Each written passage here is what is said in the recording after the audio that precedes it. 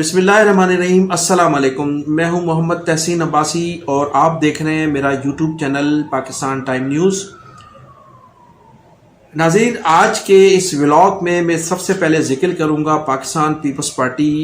के सेक्रेटरी इत्तलात हैं जनाब फैसल कुंडी साहब। उन्होंने जो चंद सवालात किए मौलाना फजल रहमान साहब से, चुभते हुए सवालात हैं, और आज ही मौलाना फजल रहमान साहब की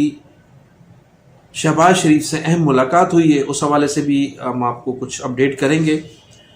फिर जिक्र करूंगा मैं जो तारकीन वतन हैं जिनके हवाले से हमारी हुकूमत ने नई पॉलिसी तरतीब दी है, और उन तारकीन वतन के हवाले से जो सिंध में एक शदीद गुस्सा भी पाया जाता है, और सिंधी कॉम्प्रेस जो हैं अब वो अमली तौर पर मैदान में निकल आए हैं। तो 15 अक्टूबर को एक पूरे सिंध भर में एक सख्त एहतजाज भी, उस हवाले से भी आपसे डिस्कस होगी। और फिर इस सिलसिले में मुत्तहिदा कौमी मूवमेंट हैदराबाद का किरदार, और फिर बानी मुत्तहिदा अल्ताफ़ हुसैन के हवाले से भी जो मुतालबात सिंधी कॉम्प्रेसों की जानिब से आए, उस हवाले से भी मैं आपसे डिस्कस करूँगा। तो सबसे पहले मैं जिक्र करूंगा जनाब फैसल कुंडी साहब, जो पाकिस्तान पीपल्स पार्टी के सेक्रेटरी इत्तलात हैं। उन्होंने मौलाना फजल रहमान से आज दो चुभते हुए सवालात किए हैं। सबसे पहले तो उन्होंने ये फरमाया कि मौलाना फजल रहमान ये बताएं कि वो जनवरी में मुतवक्का इंतखाबात से राह फरार क्यों अख्तियार कर रहे हैं, किन लोगों के इशारों पर वो जनवरी में होने वाले इंतखाबात को मुतनाज़ा बनाने की कोशिश कर रहे हैं और उनको मुलतवी कराने की कोशिश कर रहे हैं। आखिर कौन सी ताकतें हैं मौलाना फजल रहमान के पसे पर्दा जो ये चाहती हैं, और मौलाना फजल रहमान से ये कहलवाया जा रहा है तसलसल के साथ। दूसरा, फैसल कुंडी साहब ने उनसे ये सवाल भी किया है कि मौलाना फजल रहमान साहब ये ज़रूर बताइएगा कि किन ताकतों के इशारों पर उन्होंने इस्लामाबाद का धरना दिया था,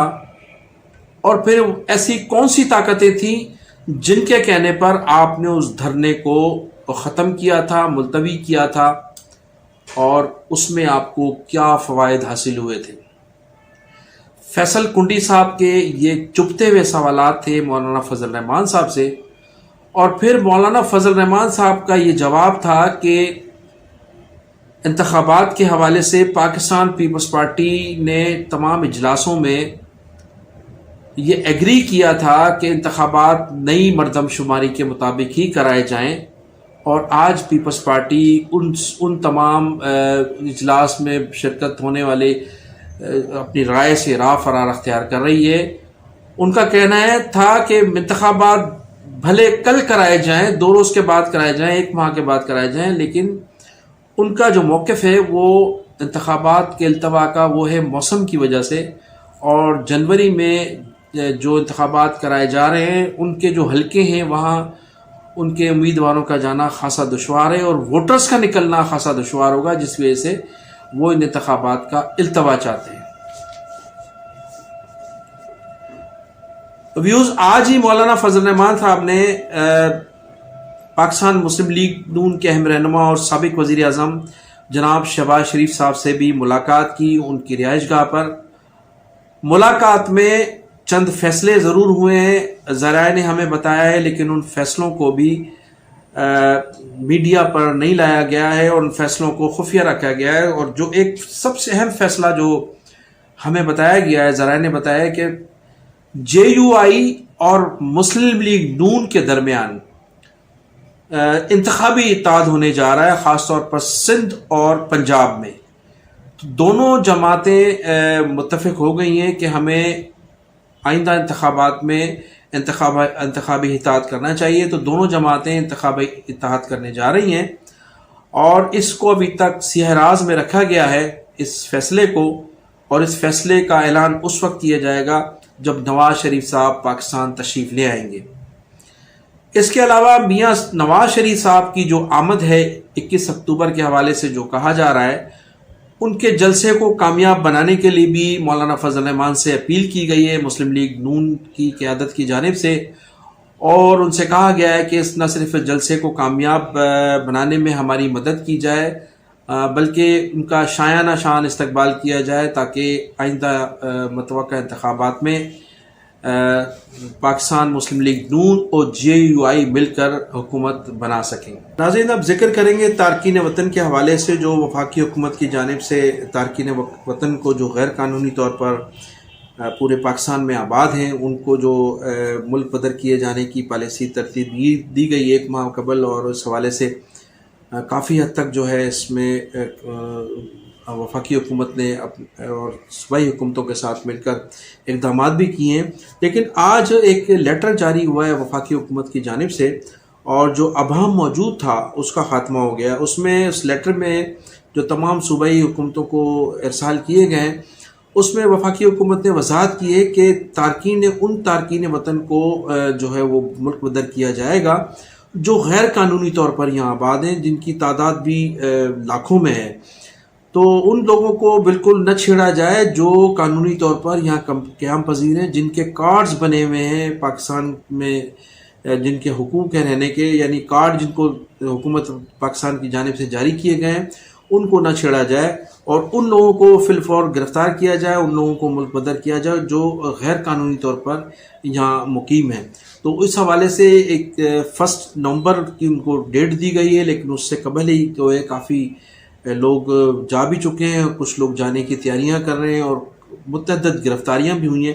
لیکن گرفتاریوں کے علاوہ، گرفتاریوں کے بعد جو ہمارے قانون نافذ کرنے والے اداروں کو شکایتیں ہیں وہ یہ ہیں کہ ہمارے ایجنسیاں اور خاص طور پر رینجرز جن افغان پناہ گزینوں کو جو غیر قانونی طور پر یہاں مقیم ہیں یا جو غیر قانونی طور پر رہتے ہوئے غیر قانونی کاموں میں ملوث ہیں، ان کو گرفتار کرتے ہیں۔ جب ان کو گرفتار کر کے پولیس کے حوالے کیا جاتا ہے تو پولیس ان سے بھاری رقم لے کر چھوڑ دیتی ہے۔ یہ شکایتیں روز بروز بڑھتی جا رہی ہیں، اور اس حوالے سے ہمارے اداروں نے وفاقی حکومت کو لکھ کر بھی دیا ہے، صوبائی حکومتوں کو بھی آگاہ کیا گیا ہے، لیکن ابھی تک ان ایسے پولیس افسران کے خلاف کوئی کارروائی عمل میں دیکھنے میں نہیں آئی جو اس قسم کے لوگوں کو گرفتاری کرتے ہیں اور پھر پیسے لے کر چھوڑ دیتے ہیں۔ ایک تو یہ شکایتیں پولیس سے، اس کے علاوہ عموماً پولیس جو ہے ان سرمایہ داروں کو بھی تنگ کر رہی ہے جو قانونی طور پر یہاں رہتے ہوئے بزنس کر رہے ہیں۔ تو اس حوالے سے اس لیٹر میں وضاحت کی گئی کہ ان لوگوں کو بالکل تنگ نہ کیا جائے جو قانونی طور پر یہاں قیام پذیر ہیں۔ اچھا، اس میں جو افغان پناہ گزینوں کے حوالے سے جو سلسلہ شروع ہوا ہے، خاص طور پر غیر قانونی طور پر جو مقیم ہیں، اس میں اب سندھی قوم پرستوں نے بھی سخت احتجاج شروع کر دیا۔ انہوں نے کہا کہ اس سلسلے میں جو تھوڑی بہت کوتاہی ہے اس کا بھی خاتمہ کیا جائے، اور سندھی قوم پرستوں نے 2 روز قبل جو ایاز لطیف پلیجو صاحب کا بھی حیدرآباد میں جلسہ تھا، اور انہوں نے اس جلسے میں جو ہے وہ بالکل کھل کر یہ بات کی ہے کہ کراچی سے لے کر کشمور تک جو 700 کلومیٹر کی جو یہ پٹی ہے، اس پر 8 کروڑ سندھی آباد ہیں۔ انہوں نے کہا کہ ان لوگوں کو میں چیلنج کرتا ہوں، ان لوگوں کو یہ میں میسج دیتا ہوں کہ خدا را ان 8 کروڑ سندھیوں کو تنگ نہ کیا جائے، اور جب 8 کروڑ سندھی اٹھ کھڑے ہوئے تو پھر ان لوگوں کو کہیں جگہ نہیں ملے گی۔ ایاز لطیف پلیجو صاحب نے مولانا فضل الرحمان اور ایمل ولی خان کا نام لیے بغیر ان کو کہا کہ زبان کی بنیاد پر ان غیر قانونی طور پر جو مقیم ہیں ان لوگوں کی حمایت نہ کی جائے، کیونکہ ان کی وجہ سے آپ خود بھی متاثر رہے ہیں، آپ کی پارٹیاں بھی تباہ ہوئی ہیں، آپ کے یہاں بھی جو ہے وہ بم دھماکے میں ہیں، اور انہوں نے بہت کچھ ان کو شدید جو ہے تنقید کا نشانہ بنایا ایاز لطیف پلیجو صاحب نے۔ انہوں نے کہا کہ زبان کی بنیاد پر ان کی حمایت نہ کی جائے۔ آخر میں ایاز لطیف پلیجو صاحب نے اردو بولنے والوں سے بھی اپیل کی کہ وہ سندھیوں کے ساتھ کھڑے ہو جائیں، کیونکہ نہ صرف ان غیر قانونی جو تارکین وطن ہیں ان سے سندھی بھی جو ہے متاثر ہیں، بلکہ اردو بولنے والے بھی تمام شہروں میں جو آباد ہیں وہ بھی متاثر ہیں۔ انہوں نے کراچی کے حوالے سے بھی بہت سی مثالیں دی۔ پھر آج GSN قومی محاذ کے جو چیئرمین ہیں جناب ریاض چانڈیو صاحب کا بھی ویڈیو اسٹیٹمنٹ جاری ہوا ہے، انہوں نے بھی سخت احتجاج کیا ہے۔ انہوں نے بھی نہ صرف مولانا فضل الرحمان پر تنقید کی، ایمل ولی خان پر تنقید کی، بلکہ انہوں نے پاکستان پیپلز پارٹی کے چیئرمین آصف علی زرداری اور بلاول بھٹو زرداری کو بھی تنقید ہدف بنایا. انہوں نے کہا کہ وہ اس مسئلے پر خاموشی ان کی جو خاموشی ہے وہ مجرمانہ خاموشی ہے. پاکستان پیپلز پارٹی کو سندھ کے لوگوں نے ہمیشہ مینڈیٹ دیا ہے. گزشتہ 15 سالوں سے جو پاکستان پیپلز پارٹی کی حکومت تھی انہی سندھیوں کے ووٹوں سے قائم تھی. جو سندھی آج تارکین وطن کے حوالے سے خاصے پریشان نظر آ رہے ہیں. انہوں نے ریاض چانڈیو صاحب نے اور ایاز لطیف پلیجو صاحب نے نہ صرف ایمل ولی خان، مولانا فضل الرحمان،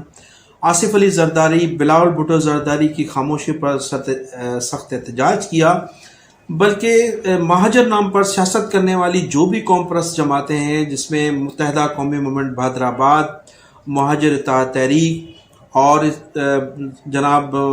بانی متحدہ الطاف حسین کے حوالے سے بھی ان کا یہ کہنا تھا کہ ان تمام لوگوں کی بھی خاموشی جو ہے وہ سمجھ سے بالا تر ہے، جبکہ ان کو ہمارے سندھیوں کے احتجاج میں شامل ہونا چاہیے، چونکہ ان کے اور ہمارے مسائل مشترکہ ہیں. اور جس طرح سے کراچی پر قبضہ کرنے کی کوشش کی جا رہی ہے تارکین وطن کی جانب سے، جس طرح سے اسٹریٹ کرائم میں سینکڑوں لوگ جو ہیں وہ مارے جا چکے ہیں، سینکڑوں نوجوان مارے جا چکے ہیں اسٹریٹ کرائم میں. گزشتہ کئی ماہ سے کئی گھر جو ہیں وہ برباد ہو گئے ہیں. گھروں میں ڈکیتیاں، گاڑیوں چھیننے کی وارداتوں میں یہ تارکین وطن شامل رہے ہیں. تو اس حوالے سے اس تمام چیزوں کو دیکھتے ہوئے مہاجر نام پر سیاست کرنے والی ان تمام جماعتوں کو بھی سندھی قوم پرستوں کے اس مطالبے کی حمایت کرنی چاہیے، بلکہ وہ جو 15 اکتوبر کو احتجاج ہونے جا رہا ہے سندھی قوم پرستوں کی جانب سے، اس میں شامل ہو کر اظہار یکجہتی کرنا چاہیے. ریاض چانڈیو صاحب کا کہنا تھا کہ کراچی کی تمام بڑی مارکیٹوں میں آپ دیکھیں کہ وہ تمام غیر قانونی طور پر افغان پناہ گزینوں کے قبضے ہیں جو غیر قانونی طور پر یہاں مقیم ہیں. انہوں نے کہا کہ اس سلسلے میں جو مہاجر نام پر سیاست کرنے والے لوگ ہیں ان کو آگے آنا چاہیے اور ہمیں جو ہے اس سلسلے میں سپورٹ کریں. موجودہ حکومت کی جو اس پالیسی ہے اس کی حمایت کریں اور اس میں انتظامیہ کے ساتھ بھرپور تعاون. انہوں نے اپنے سندھی قوم پرستوں کو، سندھی نوجوانوں کو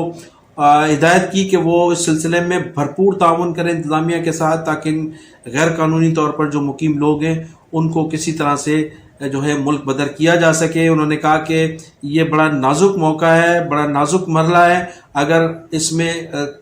سندھ کے مستقل باشندے اگر خاموش رہے اور خاموشی اختیار کی تو پھر آنے والی نسل ان لوگوں کو کبھی معاف نہیں کرے گی. تو ناظرین، میں انہی الفاظ کے ساتھ آپ سے اجازت چاہوں گا کہ آپ میرے چینل کو سبسکرائب بھی کیجیے گا اور کمنٹ سیکشن میں جا کر اپنی قیمتی رائے کا اظہار ضرور کیجیے گا. پاکستان زندہ باد.